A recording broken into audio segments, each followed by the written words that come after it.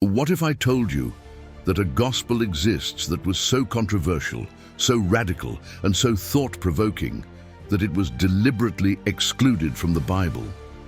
A text that not only challenges traditional teachings, but also offers profound insights into Jesus' ministry and the role of his closest followers.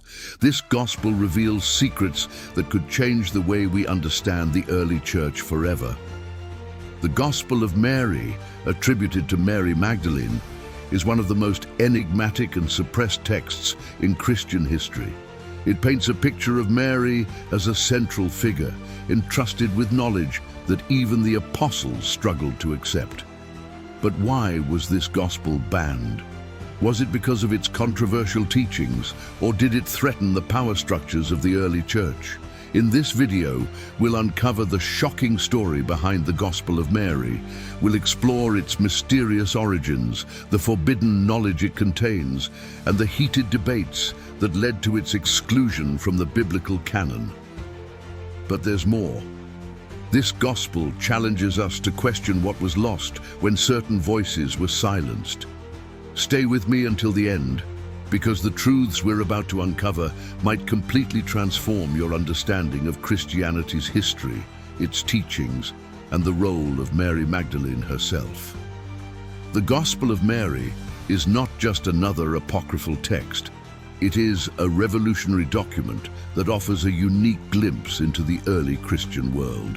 Attributed to Mary Magdalene, this text invites us to see her not merely as a follower of Jesus, but as a pivotal figure in his ministry, someone entrusted with extraordinary knowledge and insight. Unlike the canonical Gospels, which focus heavily on the collective teachings of Jesus to his disciples, the Gospel of Mary positions Mary Magdalene as a confidant who received secret revelations. These teachings delve into profound spiritual concepts such as the nature of the soul, the ascent to higher spiritual realms, and the true meaning of sin, not as an inherent flaw, but as ignorance that can be overcome through enlightenment.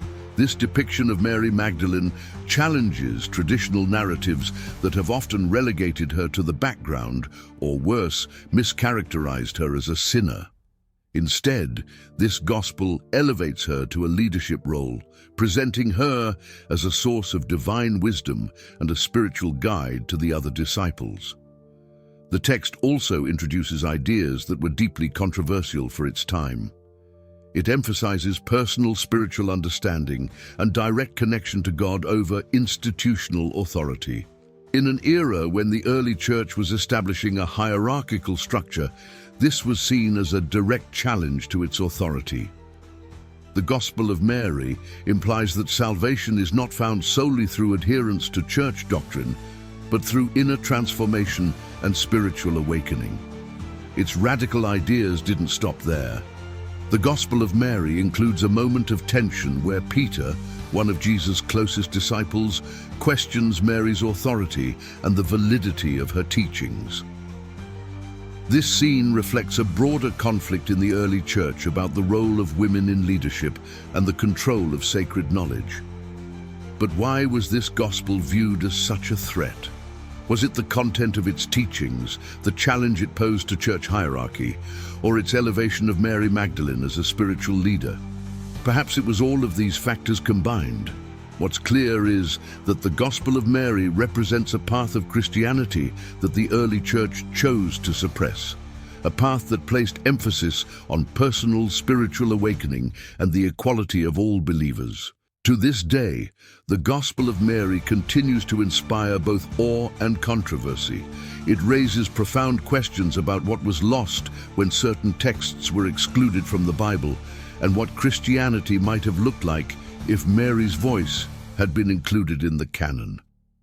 For centuries, the Gospel of Mary was thought to be lost, erased by time, and suppressed by history. Then, in the late 19th century, an extraordinary discovery brought this mysterious text back into the light.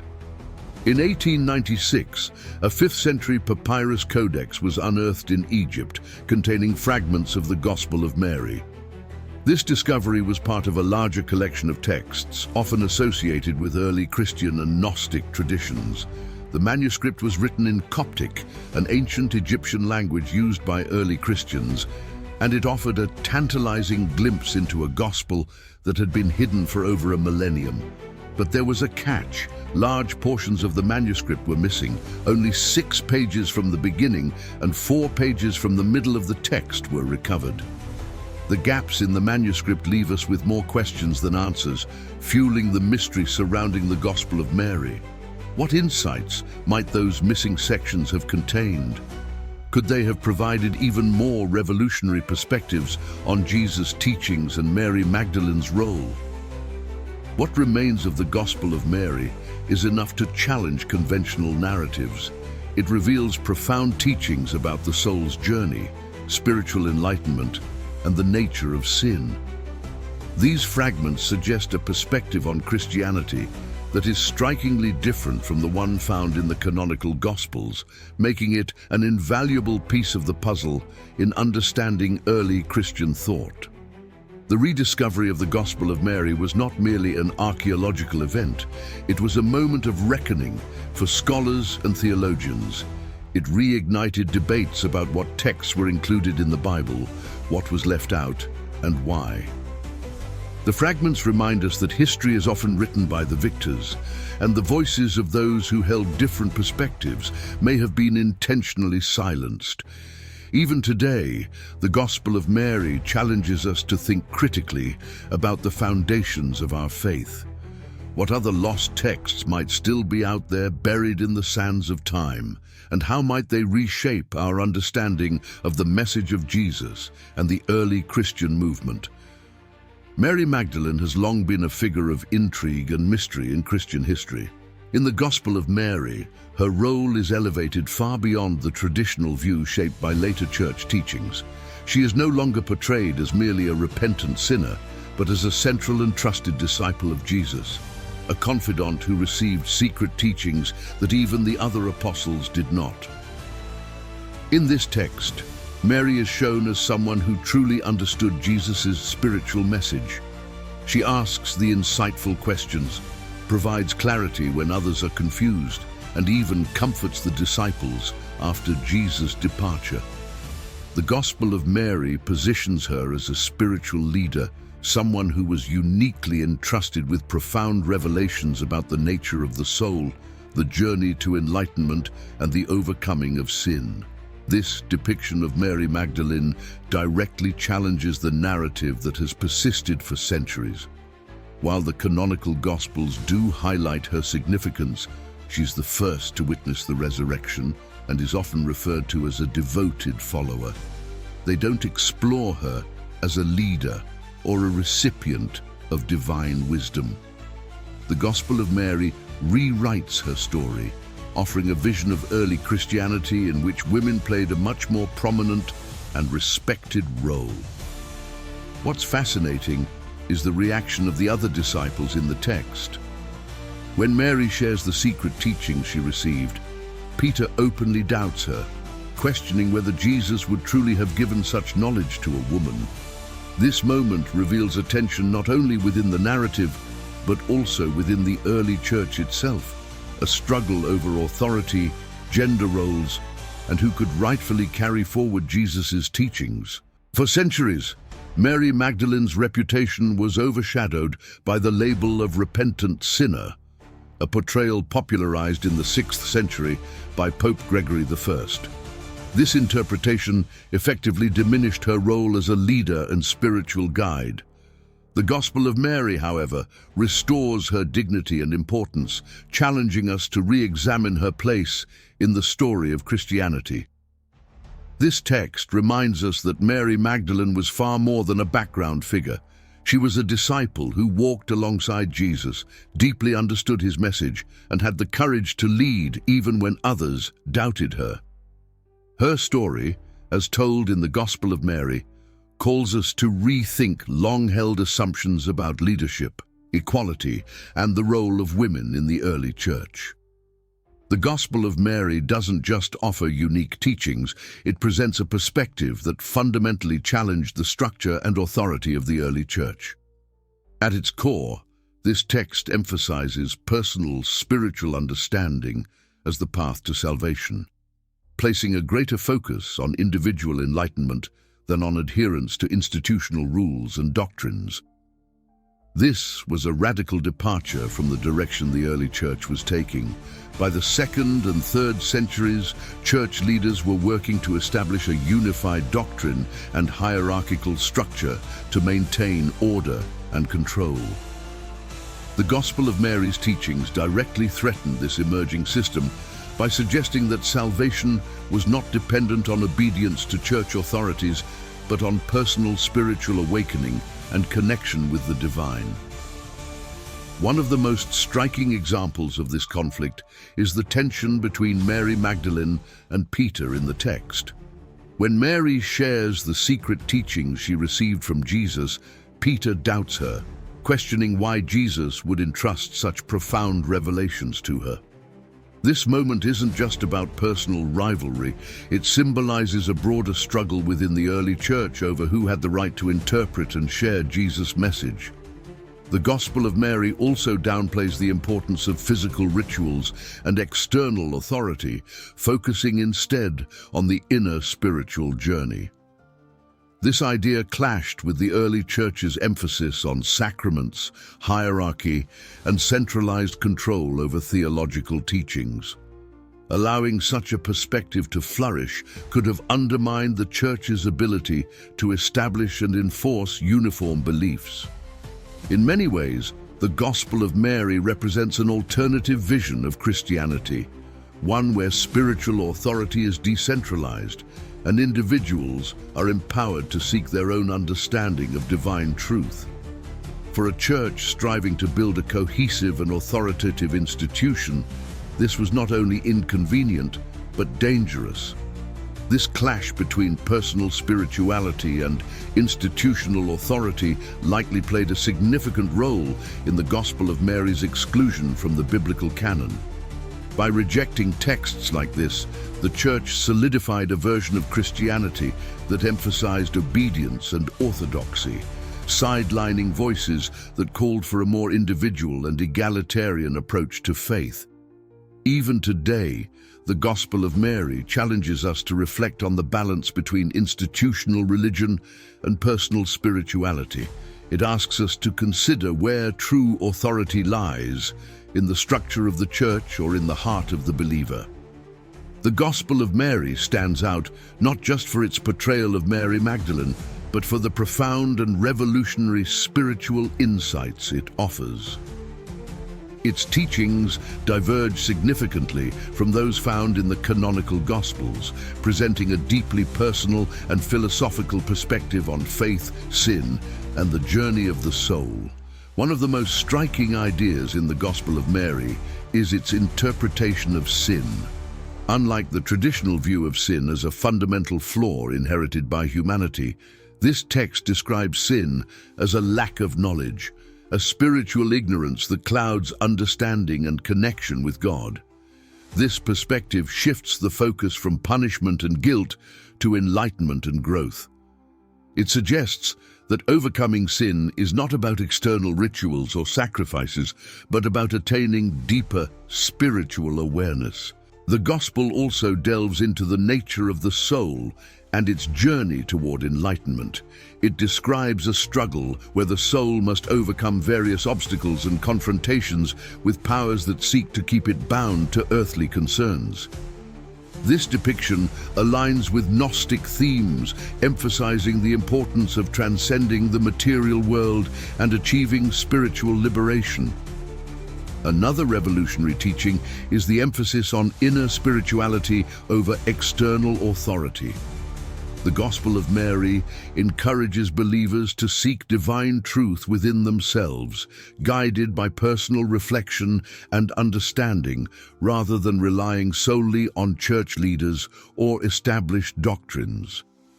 This idea was a direct challenge to the emerging structure of the early church, which prioritized unity and control over theological interpretation.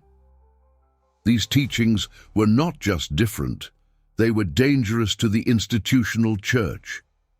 By promoting personal spiritual enlightenment and questioning the nature of sin and authority, the Gospel of Mary threatened to undermine the growing power of the church hierarchy. But these teachings also resonate deeply with modern readers, offering a more introspective and empowering approach to faith. They challenge us to reflect on our own spiritual journeys, asking questions like, how do we overcome the barriers that keep us from God? And where do we find true authority? In external institutions or in the quiet whispers of our soul? The Gospel of Mary's insights continue to captivate those seeking a deeper understanding of Christianity's spiritual roots, providing a glimpse into a version of the faith that was nearly lost to history. One of the most compelling moments in the Gospel of Mary is the conflict between Peter and Mary Magdalene. In the text, Peter openly challenges Mary's authority, questioning whether Jesus would truly entrust her with profound spiritual teachings.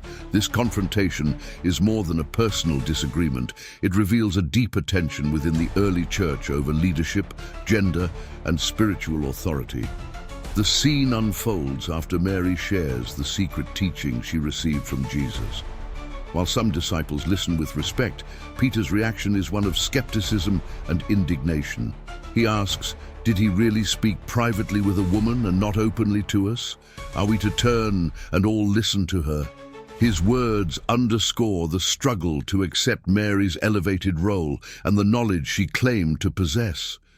This conflict is significant because it highlights the resistance to the idea of women as spiritual leaders in the early Christian movement. Mary Magdalene, portrayed as a confidant of Jesus and a bearer of his teachings, challenged the patriarchal norms of the time. Her prominence in the Gospel of Mary directly threatened the authority of male leaders like Peter, who sought to establish a unified and hierarchical church structure. The tension between Peter and Mary in this text also reflects a broader power struggle over who could truly speak for Christ. The early church was not the unified body we often imagine. It was a diverse and dynamic community with competing interpretations of Jesus' message. The Gospel of Mary offers a glimpse into one of these alternative perspectives, where personal spiritual knowledge and the voices of women held significant weight. For modern readers, this conflict raises important questions about inclusion and authority in the church. Why was Mary's voice silenced? How might Christianity have evolved if her teachings had been embraced? The Gospel of Mary challenges us to re-examine long-held assumptions about leadership, gender, and the diversity of thought within early Christianity. This pivotal moment between Peter and Mary reminds us that the story of the church is not just one of harmony, but also of struggle and debate, a struggle that continues to resonate today. The exclusion of the Gospel of Mary from the biblical canon wasn't merely a matter of oversight. It was a deliberate decision rooted in the power dynamics and theological priorities of the early church. This gospel presented ideas that directly conflicted with the patriarchal and hierarchical structure being solidified during the formative centuries of Christianity. One of the primary reasons for its exclusion was its portrayal of Mary Magdalene as a spiritual leader. In the Gospel of Mary, she is not only a devoted follower of Jesus, but also someone he entrusted with secret teachings. This elevated role placed her on par with, or even above, the male apostles, a depiction that clashed with the growing dominance of male leadership in the church. Accepting Mary as a central figure in Christian theology would have upended the gender dynamics of the early church and empowered women in ways that were seen as disruptive to the emerging order. Additionally, the Gospel of Mary emphasizes personal spiritual enlightenment over institutional authority. It teaches that salvation comes through understanding and inner transformation rather than through obedience to church leaders or adherence to rituals. This was a radical message at a time when the church was working to establish a unified doctrine and centralized control. Allowing such a text to circulate would have undermined the authority of church leaders and the uniformity they sought to enforce. The Gospel of Mary was also associated with Gnostic ideas, which were increasingly condemned as heretical by the church. Gnosticism emphasized mystical knowledge, the spiritual journey, and liberation from material constraints, concepts that were viewed as dangerous deviations from orthodox Christianity. By labeling such texts as heretical, the church was able to suppress alternative interpretations of Jesus' message and consolidate its power. Church councils in the 4th and 5th centuries played a key role in determining the canon of Scripture. Texts that didn't align with the prevailing theological and institutional agenda, like the Gospel of Mary, were excluded. Some were destroyed outright, while others, like this one, survived only in fragments. The decision to exclude the Gospel of Mary was not just about theology, it was also about control. By omitting voices like Mary Magdalene's, the Church was able to present a more unified and male-dominated version of Christianity. However, the rediscovery of this text challenges us to revisit these decisions and consider the diversity of thought that existed in early Christianity. What might Christianity have looked like if texts like the Gospel of Mary had been included in the canon? How might it have shaped our understanding of faith, leadership, and the role of women? These are the questions that make the Gospel of Mary's exclusion such a profound and thought-provoking topic. The Gospel of Mary is frequently linked to Gnosticism, a spiritual movement that flourished during the early centuries of Christianity. Gnosticism placed a strong emphasis on mystical knowledge, or gnosis, as the key to salvation. It taught that enlightenment came through understanding deep spiritual truths and transcending the material world. This philosophy directly influenced the teachings found in the Gospel of Mary. The text emphasizes personal spiritual awakening and the soul's journey toward divine understanding, concepts that align closely with Gnostic beliefs. It also portrays the material world as a source of ignorance and struggle, a view that was central to Gnostic theology.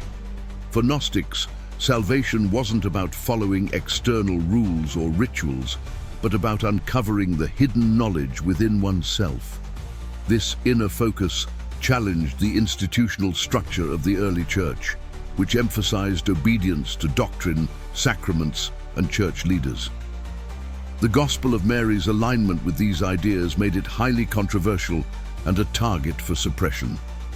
Early church leaders, intent on establishing a unified orthodoxy, saw Gnosticism as a significant threat. By the 2nd and 3rd centuries, Gnostic teachings were being actively condemned as heretical. Church fathers like Irenaeus wrote extensively against Gnostic texts, arguing that their focus on hidden knowledge and spiritual elitism contradicted the universal message of Christianity. The Gospel of Mary, with its Gnostic overtones, was caught in this wave of rejection. Its emphasis on personal enlightenment over institutional authority, its portrayal of a spiritual journey, and its divergence from traditional doctrines made it suspect in the eyes of church councils. As a result, it was excluded from the canon, along with many other texts associated with Gnosticism. However, Gnosticism's influence on early Christianity is undeniable. Its ideas pushed the boundaries of spiritual thought, encouraging believers to explore deeper questions about the nature of the divine, the purpose of life, and the path to salvation. The Gospel of Mary, as a product of this movement, continues to inspire modern readers to consider the rich diversity of early Christian beliefs. By understanding the role of Gnostic thought in shaping the Gospel of Mary, we gain a clearer picture of why this text was so controversial and why it remains a subject of fascination and debate to this day. Mary Magdalene's story is one of the most dramatic examples of how history can reshape a person's legacy. In the canonical Gospels, Mary is a devoted follower of Jesus, present at his crucifixion and the first to witness his resurrection. Yet over time, her image was overshadowed by a narrative that diminished her significance and distorted her role. In the 6th century, Pope Gregory I delivered a sermon that cemented Mary Magdalene's reputation as a repentant sinner. He conflated her with the unnamed sinful woman who anointed Jesus' feet in Luke's Gospel, as well as Mary of Bethany, further entangling her identity with sin and penance. This portrayal reduced her to a figure of moral failure and repentance, erasing her leadership and spiritual depth. The Gospel of Mary, however, paints a very different picture. It restores Mary Magdalene to her rightful place as one of Jesus' closest confidants, a woman who not only followed him faithfully, but also received profound spiritual teachings. In this text, Mary is a leader, a guide, and a source of wisdom for the other disciples. She steps forward when others falter, offering insights and strength during moments of doubt and fear. This contrast between the canonical portrayal and the Gospel of Mary reveals how her story was rewritten to align with the patriarchal norms of the early church. By reducing her to a repentant sinner, church leaders could diminish her authority and remove the challenge she posed to the male-dominated hierarchy. The suppression of Mary Magdalene's true role also reflects a broader trend of silencing women in the early church. Many women played vital roles in the Christian movement, leading house churches, spreading the gospel, and even facing martyrdom. Yet their contributions were often erased or downplayed as the church sought to consolidate power and establish male leadership as the norm. The Gospel of Mary stands as a testament to what was lost. It offers a glimpse of a Christianity where women's voices were valued, where spiritual leadership wasn't confined by gender, and where personal enlightenment took precedence over rigid authority. Today, reclaiming Mary Magdalene's story isn't just about correcting historical inaccuracies. It's about recognizing the power of her example. Her courage, wisdom, and devotion continue to inspire, reminding us of the rich and diverse voices that shaped early Christianity. Even though the Gospel of Mary was excluded from the canon centuries ago, its message resonates powerfully in the modern world. This text challenges us to revisit long-held assumptions about faith, leadership, and the essence of salvation. It invites us to imagine how Christianity might look today if this gospel had been part of the foundational texts. One of the most striking implications of the Gospel of Mary is its portrayal of women in leadership. By positioning Mary Magdalene as a central figure and spiritual guide, it forces us to ask, what if women had been embraced as equal leaders in the church from the very beginning? How might this have shaped the structure and culture of Christianity? This question is especially relevant today, as many denominations continue to grapple with the role of women in ministry and leadership. The Gospel of Mary also redefines salvation, shifting the focus from rigid adherence to institutional doctrines to personal spiritual enlightenment. It suggests that understanding, inner growth, and connection with the divine are the true pathways to redemption. This perspective resonates deeply with modern believers who seek a more personal and introspective approach to their faith, emphasizing spiritual authenticity over external rituals. In a world where organized religion is often criticized for being overly hierarchical or dogmatic, the Gospel of Mary offers an alternative vision, one that prioritizes individual spiritual journeys and mutual respect among believers. It challenges the notion that authority must always flow from the top down, instead suggesting that divine wisdom can be found within each of us. Perhaps the most thought-provoking question the Gospel of Mary raises is, what else have we lost? If this text, with its profound insights and empowering message, was excluded, what other voices and perspectives were silenced? The rediscovery of texts like the Gospel of Mary reminds us of the diversity of thought in early Christianity and the richness of the spiritual tradition that existed before the canon was finalized. Today, the Gospel of Mary is more than an ancient manuscript. It is a call to reflect, to question, and to seek deeper understanding. It challenges us to honor the voices that have been overlooked and to embrace a faith that is both personal and inclusive. Its message encourages modern Christians to think critically about their beliefs and to engage with the complexity and beauty of their spiritual heritage.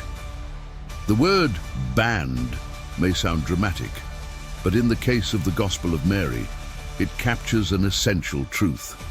This text was deliberately excluded from mainstream Christianity and labeled heretical by early church leaders. This decision wasn't arbitrary. It was a calculated move to control the narrative of the faith and establish a unified theological framework. The exclusion of the Gospel of Mary wasn't the result of oversight or irrelevance. Early church councils, such as those held in the 4th and 5th centuries, carefully selected which texts would form the biblical canon. Their choices were influenced not only by theological considerations, but also by political and social factors. Texts that challenged the church's authority, offered alternative teachings, or elevated figures like Mary Magdalene were often rejected. The Gospel of Mary's association with Gnostic ideas further sealed its fate. Gnosticism was seen as a direct threat to the emerging orthodoxy, with its emphasis on personal spiritual enlightenment and rejection of institutional authority. By condemning texts like the Gospel of Mary, the Church sought to eliminate what it considered dangerous deviations from the accepted doctrine. Once labeled heretical, texts like the Gospel of Mary were actively suppressed. Some were destroyed, while others were hidden away, lost to history for centuries. The survival of even a fragment of this gospel is nothing short of miraculous, a testament to the resilience of its message. The deliberate exclusion of the Gospel of Mary effectively erased its influence from mainstream Christianity. Without access to this text, generations of believers were denied its unique perspective on Jesus' teachings, the role of women, and the nature of salvation. Its suppression highlights how the process of canonization shaped not only the Bible we know today, but also the trajectory of Christian thought. Even now, the Gospel of Mary raises critical questions. Was it excluded solely for theological reasons, or was it a political decision to silence dissenting voices? How might Christianity have evolved if texts like this had been included? By exploring these questions, we uncover not just the story of the Gospel of Mary, but also the complexities of how history, power, and faith intersected in the early church. The Gospel of Mary is far more than a forbidden text. It's a profound reminder of the diversity of thought that existed in early Christianity. It offers a window into an alternative perspective on Jesus' teachings, one that emphasizes personal spiritual enlightenment, challenges institutional authority, and elevates the role of women in the faith. This gospel isn't just about history, it's about the questions it raises for us today. What does it mean to seek truth in a faith shaped by decisions made centuries ago? How might our understanding of Jesus and his message change if voices like Mary Magdalene's were included in the canon? And what lessons can we draw from this text about the balance between institutional religion and personal spirituality? The Gospel of Mary reminds us that Christianity's history is complex, filled with debates, decisions, and voices that were both included and excluded. Its rediscovery challenges us to reflect on what we've lost and what we might reclaim. It encourages us to seek deeper understanding and to embrace the richness of a faith that has always been more diverse than we might imagine. What do you think? Should texts like the Gospel of Mary have been part of the Bible? Or was its exclusion justified? Share your thoughts in the comments. I'd love to hear your perspective. If this video has inspired you, don't forget to like, share, and subscribe. Join us for more thought-provoking explorations into the hidden truths of faith and the incredible stories behind the Bible.